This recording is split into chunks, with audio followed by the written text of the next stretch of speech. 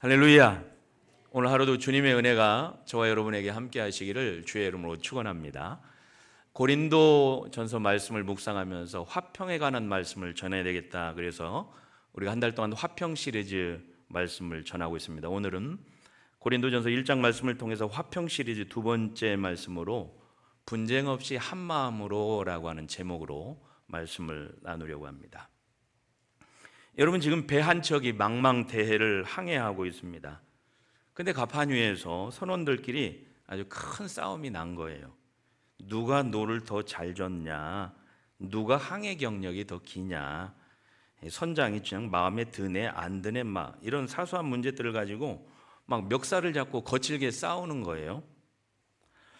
그러는 사이에 배가 방향을 잃고 표류하기 시작합니다. 여러분, 더 무서운 건 뭐예요? 싸우던 사람 중에 누가 화가 나가지고 배 바닥에 밑창을 뚫어버린 거예요. 내 자리만 안 잠기면 되지 뭐 그러면서 뭐 상관없어 그러면서 배 밑창을 뚫어놨어요. 여러분, 이게 말이 돼요 안 돼요? 안 돼요. 배에 구멍이 나면 다 같이 죽는 걸 몰랐을까요?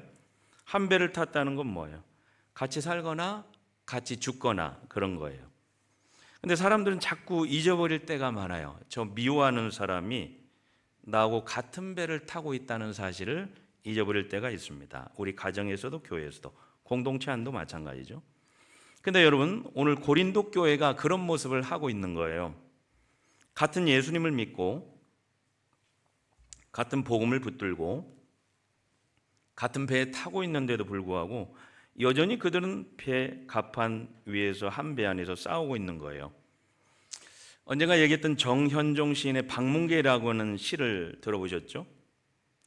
사람이 온다는 건 실은 어마어마한 일이다. 그는 그의 과거와 현재 그리고 그의 미래와 함께 오기 때문이다. 한 사람의 일생이 오기 때문이다. 여러분, 그래요. 내 옆에 앉아 계신 한 성도님은 그냥 한 성도님, 그냥 무심히 스쳐 지나가는 그냥 행인이 아니에요. 나그네가 아니죠. 그의 한평생과 그의 눈물과 사형과 인생 전체가 지금 오롯이 우리 곁에 와 앉아 계시는 소중한 분이에요. 그러니까 이렇게 어마어마한 우주와 같은 그런 한 존재가 단지 내 의견과 조금 다르고 내 스타일과 조금 안 맞는다고 해가지고 함부로 막 정죄하고 등을 돌려버릴 수는 없는 일이잖아요. 그렇죠? 여러분, 어떻게 하면 우리가 이 치명적인 다툼의 덫에서 벗어나서 우리 주님이 기뻐하시는 화평의 한 마음을 이룰 수 있을까요? 여러분, 다툼의 뿌리는 바로 첫째, 나만 옳다고 하는 영적인 교만에서 시작됩니다. 영적인 교만이죠. 여러분, 바울의 시대는 고린도라고 하는 이 도시는 그리스 본토와 펠레폰네소스 반도를 잇는 아주 좁은 길목에 있는데 동쪽 항구, 서쪽 항구를 다 가진 그때 당시에 수도인 국제무역도시로 큰 도시였어요. 지중해 배들이 모이고 동방서방 할 것 없이 모든 물건들이 온갖 종류의 사람들이, 똑똑한 사람들, 잘난 사람들, 돈 많은 사람들 다 모이는 거예요. 수도요. 그러니까 거대한 국제도시입니다. 여러분, 이 화려한 고린도라고 하는 도시 전체를 지배하는 가치관, 분위기가 뭘까요? 그렇게 부자인, 성황한 그 도시가 딱 두 가지인데 그럼 비교하는 거예요. 비교.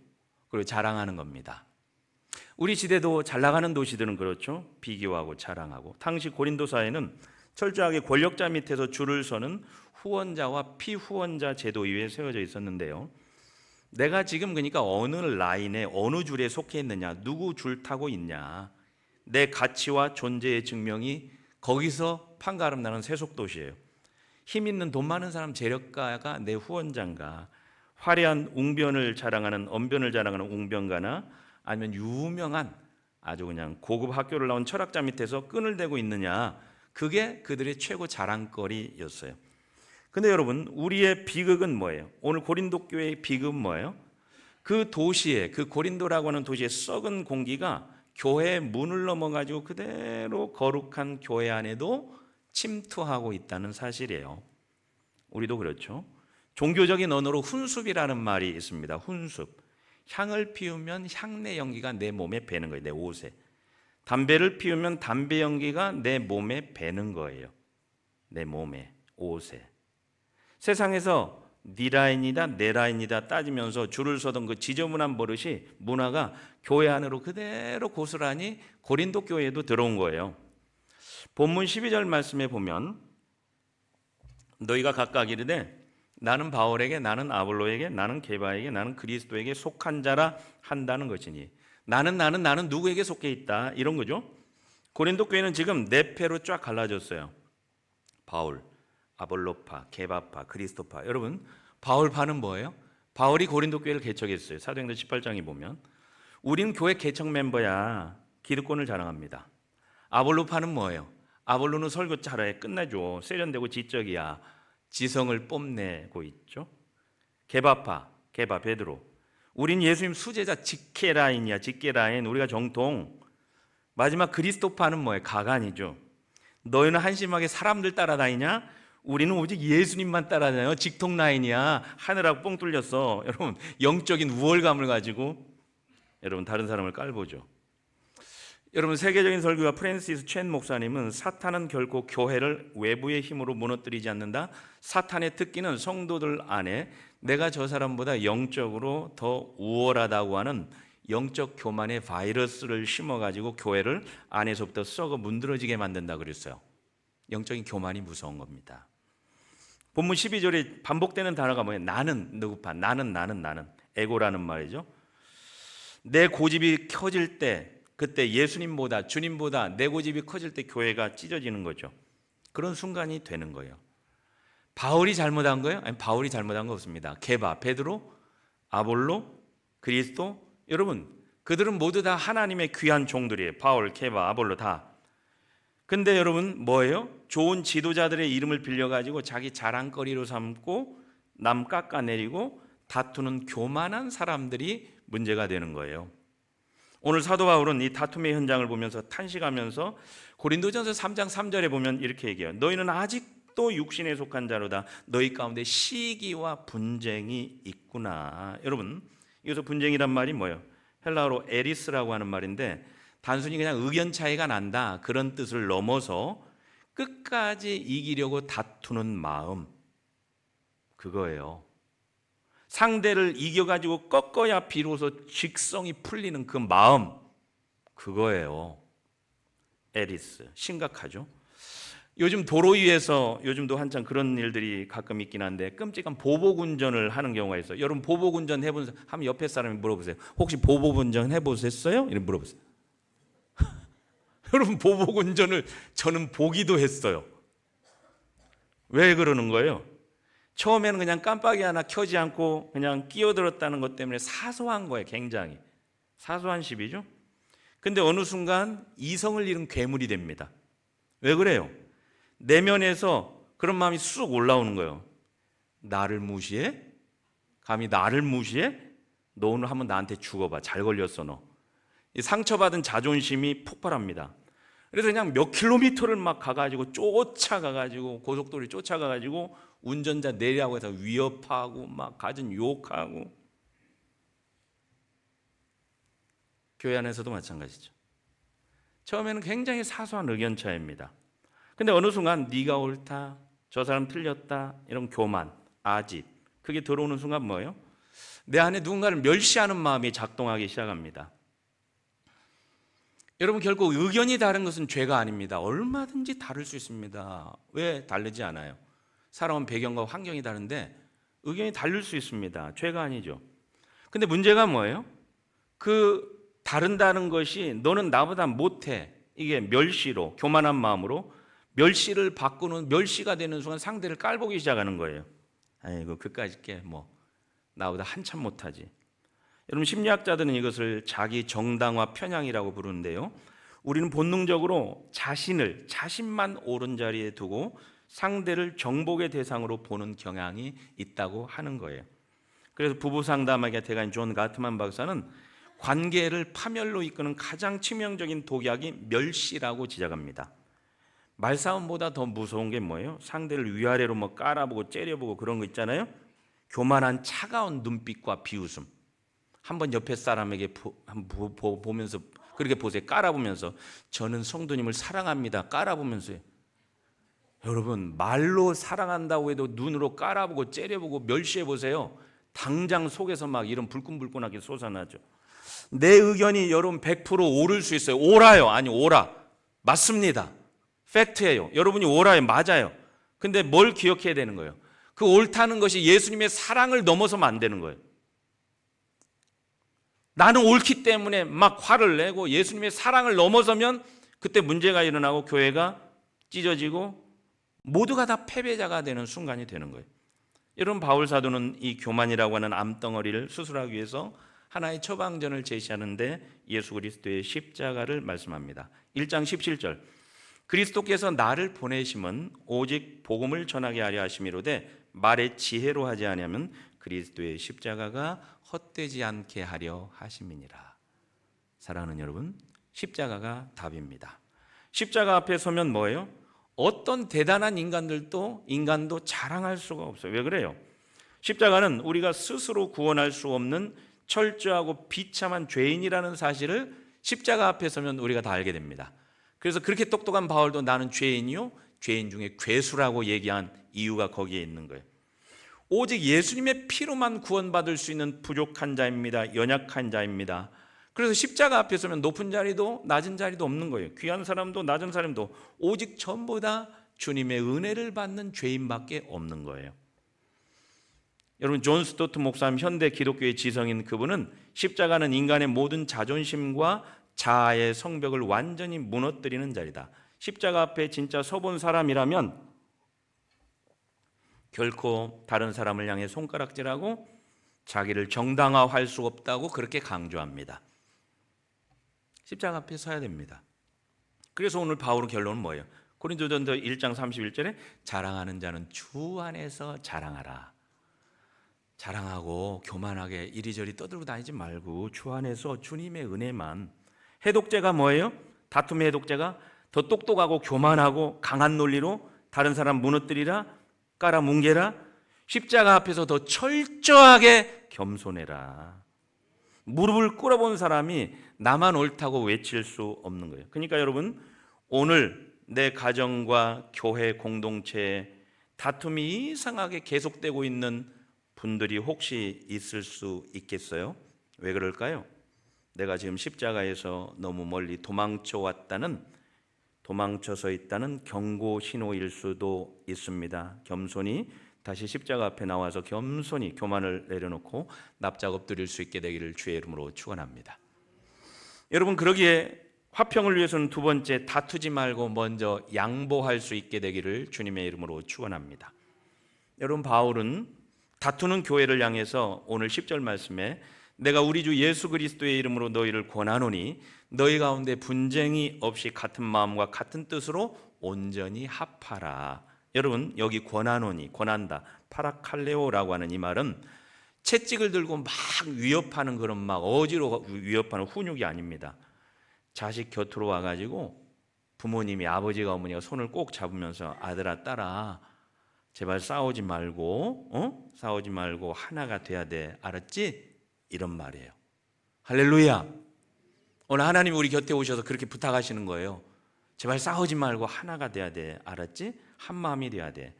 이 한 마음이 된다는 것은 로봇처럼 획일화되라 그런 뜻이 아니고 연합입니다. 서로 다른 개성이 있고 성격이 있어요. 근데 십자가라고 하는 한 방향을 바라보면서 아름다운 화음을 이루는 연합을 이야기해요. 그렇다면 여러분, 이 위대한 한 마음이 어디서 시작이 되는 걸까요? 한 마음은 누군가 한 사람이 기꺼이 손해보고 양보할 때, 그때 시작이 됩니다. 내가 손해보겠습니다. 내가 양보하겠습니다. 내가 먼저 이해하겠습니다. 내가 먼저 한 발 물러서겠습니다. 아멘 소리가 무지 작은 것 같아요. 그렇게 먼저 앞서고 싶으세요? 내가 이해하겠습니다. 양보하겠습니다. 여러분, 양보라고 하면 약하거나 비겁하게 도망치는 것처럼 생각하는데 아니죠? 깨진 관계를 살리기 위해서 내 권리를 포기하겠습니다. 십자가 앞에서 나를 못 박겠습니다라고 하는 위대한 결단이 거기에 있는 거예요. 근데 여러분, 양보가 생각대로 쉬워요, 어려워요? 할렐루야. 여러분, 양보한다는 게 어려워요. 쉽지 않아요. 머리로는 그걸 알고 있는데 내가 양보하면 손해 보는 것 같고 지는 것 같고 약해 보이는 것 같고, 그래서 발이 이게 떨어지지를 않아요. 양보를 가장 잘 보여준 사람이 구약의 인물 가운데 창세기 13장의 아브라함입니다. 아브라함은 창세기 13장에 여러분, 아브라함도 부자가 되고 조카 롯도 큰 부자가 됩니다. 가축이 많아졌습니다. 근데 여러분, 인간의 다툼은 이상하게 부족할 때만 오는 게 아니고 풍족할 때 더 자주 찾아오는 것을 경험하게 돼요. 이상하죠? 7절, 아브라함의 가축의 목자와 롯의 가축의 목자가 서로 다투고, 처음엔 목자들끼리였지만 번져서 그게 결국 주인 싸움이 되죠. 근데 여러분, 7절 끝에 아주 중요한 한마디가 붙어 있는데요. 그때 가나안 사람과 브리스 사람도 그 땅에 거주하였더라, 그렇게 말씀해요. 아니, 왜 여기 이 말이 들어갔을까요? 아브라함과 롯의 집안 싸움을 여러분, 믿지 않는 이방 사람들이 주변에서 다 지켜보고 있었다는 뜻이에요. 믿는 사람들이 싸우는 것을 주변 이방 민족이 보고 있어요. 교회 안의 다툼도 마찬가지죠. 여러분, 교회가 다투면 우리만 다투는 거 아니에요. 세상 사람들이 다 보고 있어요. 가족끼리 다툽니다. 여러분의 순진한 자녀들이 다 보고 있습니다. 어린 자녀들이. 우리가 서로를 어떻게 대하는지가 우리의 복음의 증거가 되기도 하고 복음을 가로막는 장애물이 되기도 합니다. 사랑하는 여러분, 근데 위기 앞에서 아브라함이 이렇게 말해요. 13장 창세기 8절 9절에 보면 우리는 한 친족이라, 서로 다투게 하지 말자. 네가 좌하면 나는 우하고 네가 우하면 나는 좌하리라. 할렐루야. 여러분, 이 두 절의 짧은 선포 안에 아브라함의 다투지 않은 최고의 비밀을 제시하고 있습니다. 뭐예요? 첫째, 아브라함은 우리는 한 친족이라고 이야기합니다. 할렐루야. 다툼을 멈추는 첫걸음, 여러분, 상대를 다시 한 식구로 보는 거예요. 할렐루야. 저 사람은 내 적이 아니다. 안 그래요? 우리는 한 배를 탄 사람이다. 안 그래요? 여러분? 여러분, 이 생각 한마디가 다툼을 멈추게 할 수 있습니다. 저 미워하는 사람 한 배를 탄 한 가족이다. 그 생각을 왜 못할 때가 많죠? 여러분, 또 하나는 뭐예요? 아브라함이 먼저 다투지 말자고 입을 엽니다. 여러분, 잘잘못을 따지자면 아브라함이 어른이죠. 나이로 보나 위치로 보나 하나님의 약속을 받은 진짜 영적인 권위로 보나 우선권은 마땅히 아브라함에게 있는 거예요. 근데 여러분, 어른이고 강자였던 아브라함이 먼저 양보의 손을 내밀고 있습니다. 여러분, 화해는 꼭 잘못한 사람이 먼저 하는 게 아니죠. 더 큰 사랑을 품은 사람이, 더 큰 하나님의 사랑을 입은 사람이 먼저 손을 내미는 것, 양보. 여러분, 아이하고 어른이 싸우면 누가 이겨요? 아이가 이기는 게 아니고 어른이 져주는 거예요. 여러분, 셋째, 아브라함의 결정적인 한마디가 인데요. 네가 좌하면 나는 우하고 네가 우하면 나는 좌하리라. 여러분, 선택권을 그냥 통째로 누구에게, 조카 롯에게 넘깁니다. 그래요?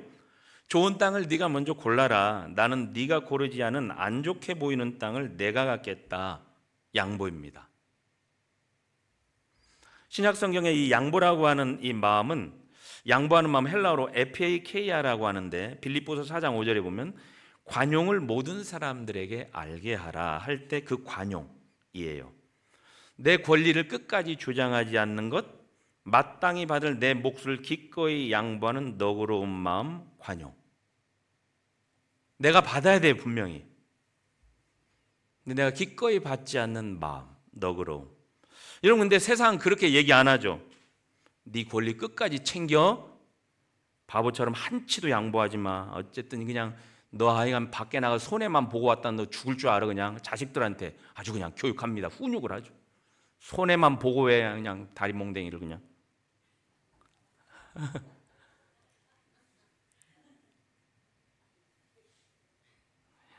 우리 예수님 정반대죠. 네 권리를 다 내려놓아라. 아멘 해주세요. 먼저 양보하는 자가 복이 있다. 여러분, 우리 주님의 가르침이세요. 여러분, 마틴 루터 킹 목사님 평화주의자 인권운동가였죠. 원수를 사랑하라는 그 명연설에서 여러분, 어둠은 어둠을 몰아낼 수 없습니다. 빛만이 어둠을 물리칩니다. 여러분, 미움은 미움을 몰아낼 수 없습니다. 오직 사랑만이 원수를 친구로 바꿀 수 있습니다. 여러분 생각해 보세요.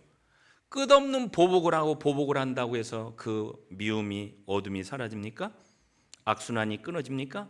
누군가 어둠에서 빛이 되는 사람이 있어야 어둠이 물러가는 거예요. 왜 그걸 모르죠? 우리는 아브라함이 바로 그 양보의 길을 4,000년 전에 먼저 걸어간 성경의 인물입니다. 여러분, 그렇다면 아브라함은 왜 이렇게 뼈아픈 양보를 선택할 수 있었을까요?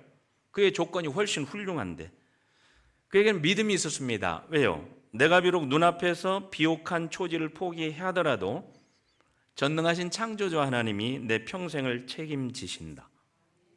철저한 여호와 일에 준비하신다는 그런 믿음이 아브라함에게 있었기 때문에 그런 거예요. 내 미래는 내 욕심이 아니고 선택을 넘어서 전능하신 창조주 하나님에게 달려있다. 여러분, 이 믿음이 아브라함으로 하여금 양보하게 하는 거예요. 양보. 여러분, 결국 양보한 아브라함은 어때요? 창세기 13장 14절 이하에 보면 롯이 아브라함을 떠난 후에 여호와께서 아브라함에게 이르시되 너는 눈을 들어 너 있는 곳에서 북쪽과 남쪽 그리고 동쪽과 서쪽을 바라보라. 보이는 땅을 내가 너와 내 자손에게 주리니 영원히 이르리라. 할렐루야. 사랑하는 여러분, 그래요.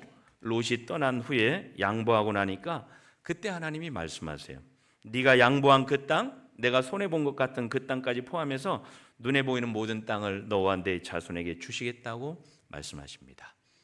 오늘 우리에게 그런 은혜가 있게 되기를 주의 이름으로 축원합니다. 여러분, 처음에는 사람 눈에는 양보가 지는 것 같죠. 근데 하나님의 셈법으로 볼 때는 그게 아니에요. 양보가 마지막 최종의 승리입니다. 여러분, 양보는 지는 것이 아니라 하나님이 일하실 자리를 내어드리는 순종이에요. 아브라함이 한 발 물러섰을 때 그 빈자리에 우리 하나님이 쑥 들어오시는 거예요. 다 잃었는데 내가 내 권리를 끝까지 움켜쥐면 뭐예요? 내가 움켜쥐면 뭐예요? 하나님이 일하실 공간이 없는 거예요. 여러분, 그런 사람들 우리 주변에 꽤 있죠. 하나님이 일하실 숨을 쉴 수가 없는 거예요. 하나님이 들어오셔야 되는데, 하나님을 믿고 신뢰하면 양보할 수 있는데 안 되죠. 동양의 고전인 소학이라고 하는 곳에 이런 격언이 있습니다. 평생토록 길을 양보해도 백보에 지나지 않을 것이며 평생토록 밭두렁을 양보해도 한마디 길을 잃지 않는다. 여러분, 무슨 말이에요? 평생 양보하며 살아도 따져보면 잃을 것이 그리 크게 않다는 거예요. 오히려 양보하지 않아가지고 관계 깨지고 마음 다치고 집안 구석이 완전히 와장창 무너지고 그런 거 아니에요? 여러분, 오늘 우리 예수님은 화평과 양보의 최고의 모범을 보이십니다. 로마서 5장 8절에 우리가 아직 죄인 되었을 때 뭐예요? 우리가 아직 연약할 때 죄인 되었을 때 주께서 우리를 위하여 죽으심으로 하나님께서 우리에게 대한 자기의 사랑을 확증하셨느니라. 여러분, 결코 우리가 잘해서가 아닙니다. 하나님이 먼저 일방적으로 손해를 감수하시고 사랑의 손을 내미시고 죄인된 우리를 위해서, 연약한 우리를 살리기 위해서 내미시는 사랑의 손길, 하나님의 양보의 손길이 저와 여러분의 양보가 되시기를 주의 이름으로 축원합니다. 여러분, 그래요? 다투지 않고 양보하면 셋째, 그때 비로소 한 마음이 됩니다. 오늘 10절은 같은 마음과 같은 뜻으로 온전히 합하라, 온전히 합하라, 카타르티조라고 하는 이 말은 본래 찢어진 그물을 다시 꿰맨다는 뜻이 거기에 들어있습니다. 어긋난 뼈를 제자리에 맞춰서 다시 붙게 한다는 뜻이에요. 온전히 합한다는 말은, 서로 다른 뼈가 합한다는 말은, 그러니까 여러분 뭐예요? 단순히 그냥 사이좋게 지내 그런 가벼운 말을 넘어서서 찢어진 것을 한 코 한 코 꿰매고 부러진 것 다시 맞추는 수술처럼 깊고 정교한 회복을 요구하는, 여러분, 그렇게 한 마음이 되는 게, 서로 다른 마음들이 한 마음 되는 게 쉽지가 않다는 것을 말하고 있는 거예요. 수술을 하는 것처럼. 여러분, 깨진 관계가 저절로 시간 지나면 이게 풀어지나요? 그냥 아물지가 않죠. 어긋난 뼈를 그냥 두면 그냥 어긋난 대로 그냥 이상해져 버리는 거죠. 근데 여기서 우리는 매 순간 인간적인 한계를 느끼죠. 내가 하려고 하면 근데 그때 이상한 일이 일어나죠. 그럼 내가 한번 해볼까? 그러면 이 자존심과 내 의지를 가지고 내 힘으로 한번 깨먹으려고 내 힘으로 덤벼보고 내 가슴 속에서 막 울컥울컥 이런 마음이 올라올 때가 있어요. 그래 양보하고 그래 져주고. 그러면 어떤 마음이 내가 하려고 할 때 드는 생각이 뭐예요? 내가 이만큼 져주고 이만큼 고개 숙이고 이만큼 양보했는데 너도 슬슬 좀 기어야 될 거 아니야? 응? 너는 왜 꿈쩍도 안 해? 나만 바보야? 이게 또 올라오죠. 쑥 올라오죠. 화해하겠다는 그 자리에 가지고 마주 앉아 있으면서 뭐예요? 미련한 우리가 누가 더 잘못했는지 손익계산들을 머리 굴리고 있는 거죠. 우리의 본성이죠. 비참한 거죠. 우리가 우리 손으로만 바느질을 하면 그런 일들이 일어나는 겁니다. 오히려 더 천이 상해지고 찢어지고. 사랑하는 여러분, 이 일을 누가 하세요? 이 일을 깊고 꼬매시는 분이 계세요. 좋으신 성령 하나님이 에베소서 4장 3절에 보면 평안에 매는 줄로 성령이 하나 되게 하신 것을 힘써 지키라. 성령 하나님을 의지해야 됩니다. 우리 주 예수님만 의지합니다. 성령 하나님 주님만 바라보게 해주세요.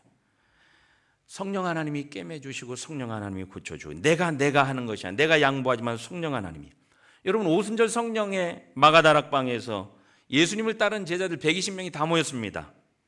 여러 가지 출신 배경도 다르고 세리, 열심당원, 성격도 다르고 만일 그 120명 전체 성깔대로라면 맨날 싸우고 다투고 피 터지게 그런 조합이에요. 근데 성령 하나님이 임하자 믿는 사람이 다 함께 모여 모든 물건을 서로 통용하고 마음을 같이 하여. 성령 하나님이 우리를 한마음 되게 해주세요. 그 성령 하나님을 의지하고 임마누엘 주님만 의지하는 여러분의 자존심을 내려놓고 예수 그리스도의 십자가 아래서 우리의 찢어진 마음을 하나 되게 하시는 하나님께 간절히 메어 달릴 수 있는 저와 여러분 되시기를 주의 이름으로 축원합니다. 여러분 오케스트라 무대를 한번 생각해 보세요. 오케스트라, 바이올린, 첼로, 플룻, 트럼펫, 팀파니 팍 이런 소리들 악기마다 전부 다 소리가 다르고 그리고 모양이 달라요. 전부 다 다릅니다.